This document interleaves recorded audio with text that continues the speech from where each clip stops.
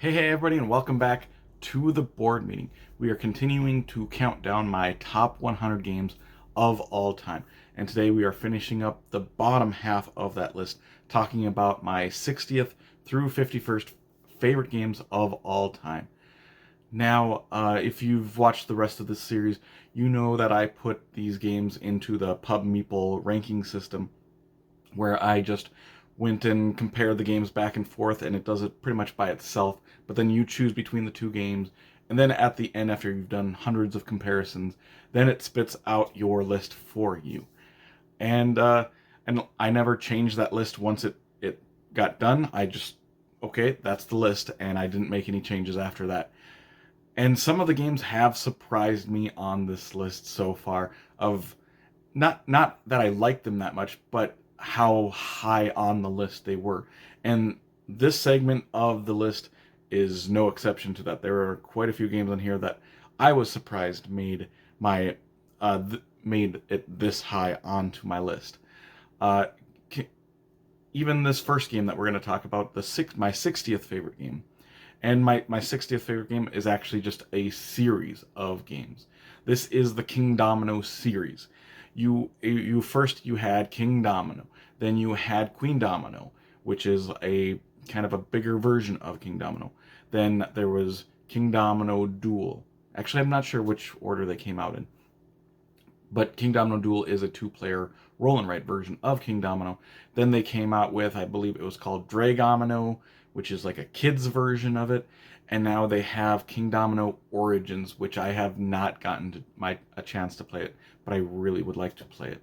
But Kingdomino is all of them essentially are basically these drafting games where you're going to be drafting tiles and you're going to be putting them into terrain, and you're going to try and match up terrain, build up like a big area of that specific terrain, and then there's going to be a symbol in some of the terrains that will be like a multiplier. So you're going to get however big that terrain is times that multiplier.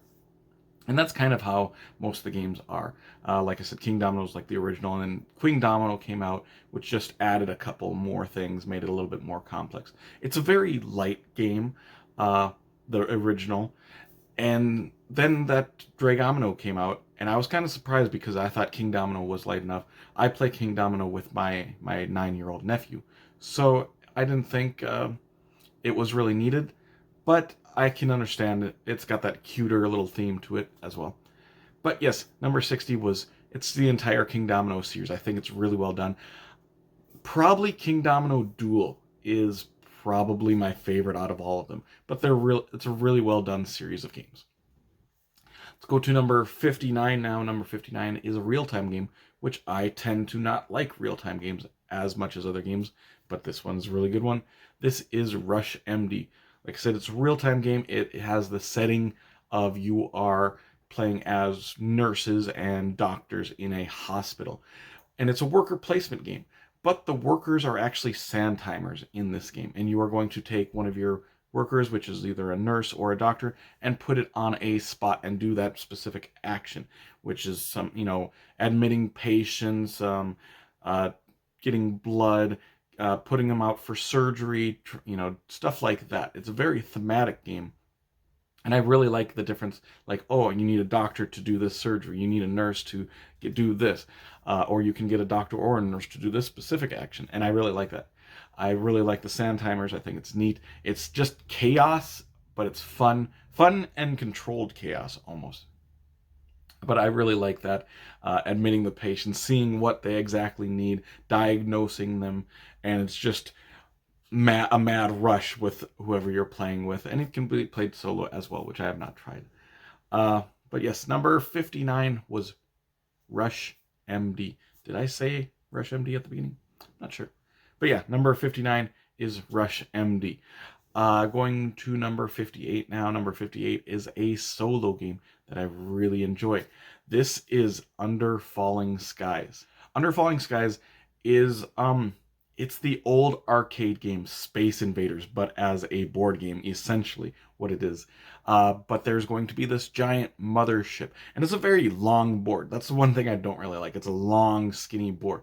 But on the top of the board, there's going to be this mothership, and it is going to be slowly descending. And if it reaches a certain point on the board, you lose. But while it's descending, it's going to be shooting out these little baby ships also that are going to be moving down the track as well, and those are trying to kamikaze themselves. And this is a dice placement game.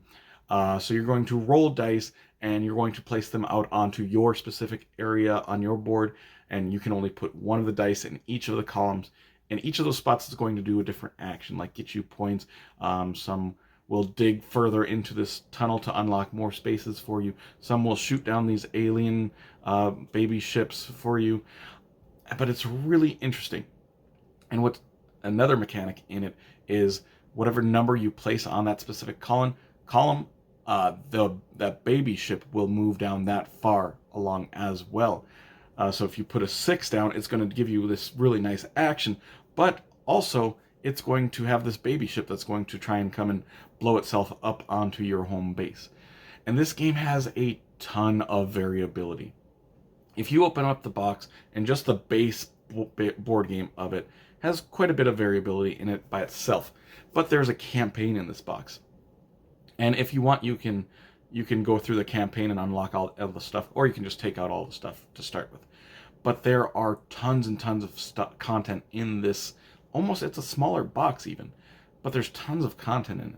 There's tons of different characters you can play as. There's tons of different cities that you can play as. There are tons of different variations of the board you can maneuver. There are different scenarios that you can play as, and you can mismatch all you want. So there's no way you can play everything, all the different combinations they can do. But yeah, I love this game a lot. So yes, number 58, Under Falling Skies. Let's keep moving to number 57. Number 57 is a game that I've played a ton of with my kid and my nephew.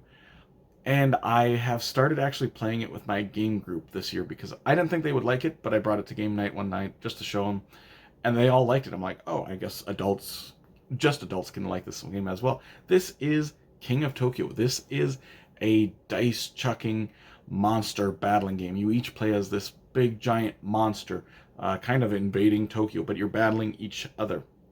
And so you're going to be rolling dice, almost Yahtzee style, where you get 3 chances to roll whatever you want. And you're going to be attacking other monsters. You're going to be healing yourself. You are going to be getting these little lightning bolts, which you can spend to buy power cards. There are ways you can score points, and if anyone scores 20 points, they win. But what usually happens is everybody takes each other out, brings their health down to 0 by attacking everybody. That's the more fun way to play. That's the way I really like it to play. Just attacking each other, trying to do that stuff. But yes, it's a fun dice chucker game. Number 57, King of Tokyo. Going to number 56 is an older game as well. This is Power Grid. Power Grid, I always explain it, it's Math the board game, because this is sort of this auction game, and you are going to be moving across a map, and you are going to be building your grid of power, kind of route building sort of.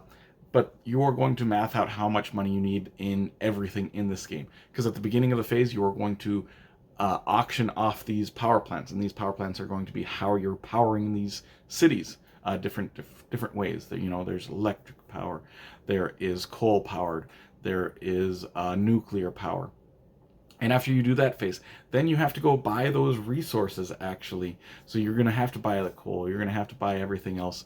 And then after that, you are going to you get the chance to expand across the map, buying new cities to power in and everything. And then at the end of the round, however many cities you powered, you'll get money back, and then you're just trying to math out the whole time. This is a game I actually don't own anymore, but it's not because I don't love it, because obviously I do.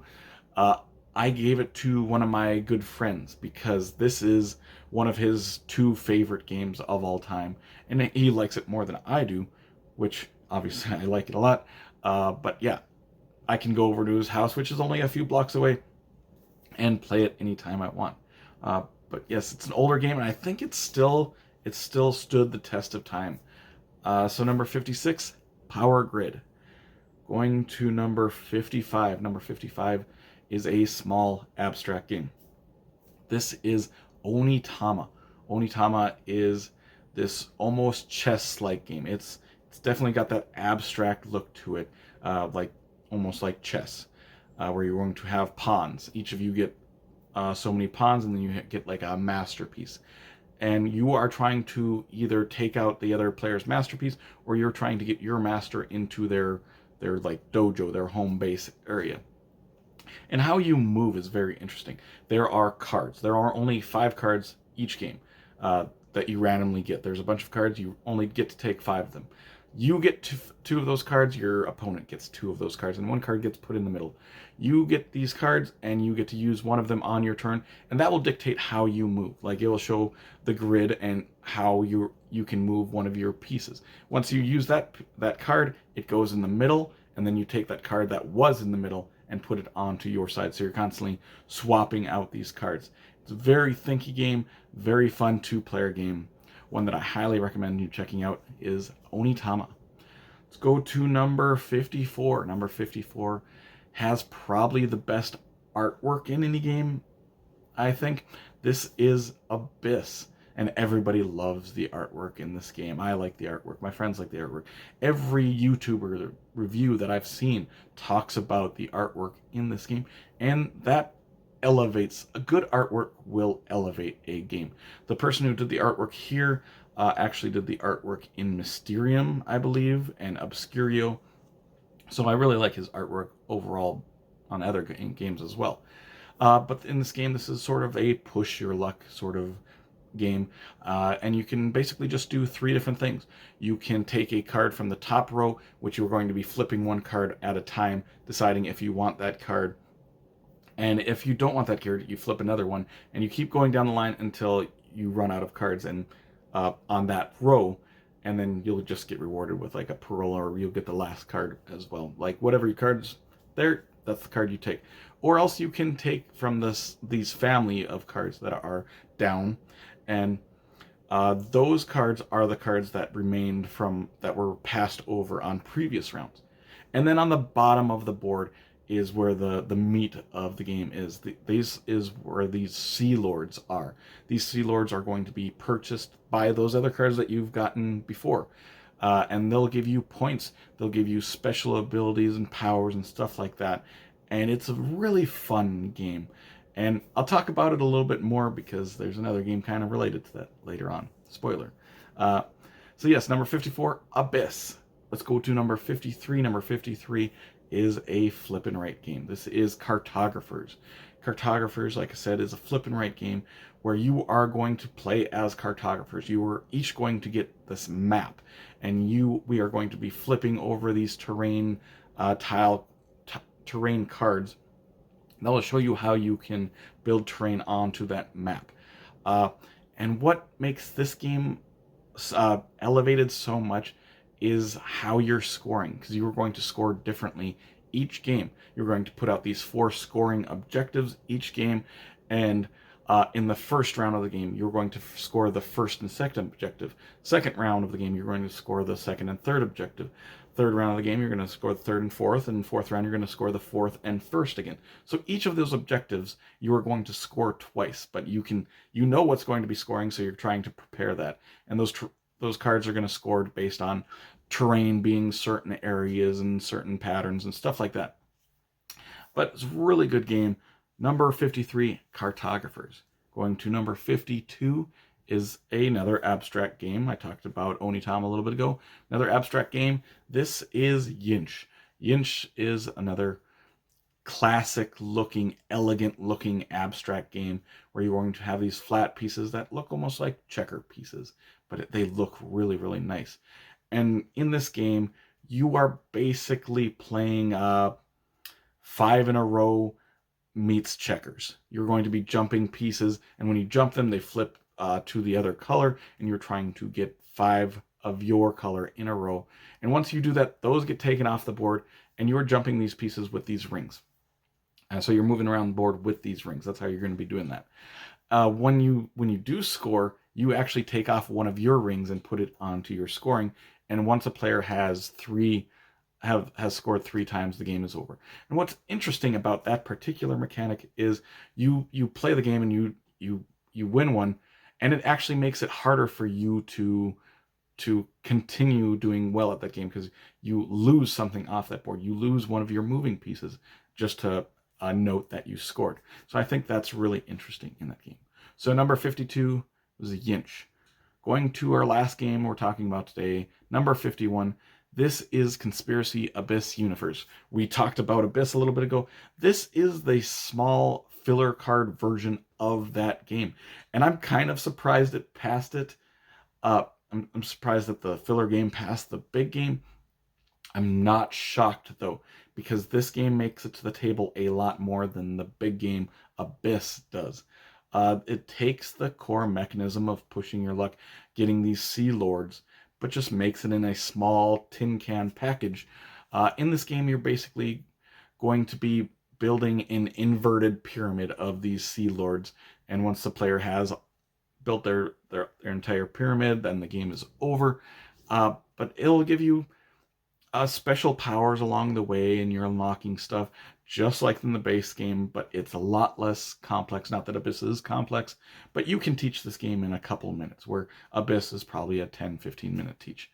But yes, it's number 51 is Conspiracy Abyss Universe, and that will wrap up this segment of the top 100 list, 60 through 51. I'm really excited to be getting into the next 50 games. These games are going to get really, really good. These other games have been very good as well. I mean, they're in my top 100, but they're about to get even better, in my opinion. Of course, everybody's going to have different opinions. That's what makes board gaming fun, actually. But if you did enjoy this video, make sure to like and subscribe to see more weekly content from me, Shane, at the board meeting in the future. I hope you all have an amazing day. Take care, everyone.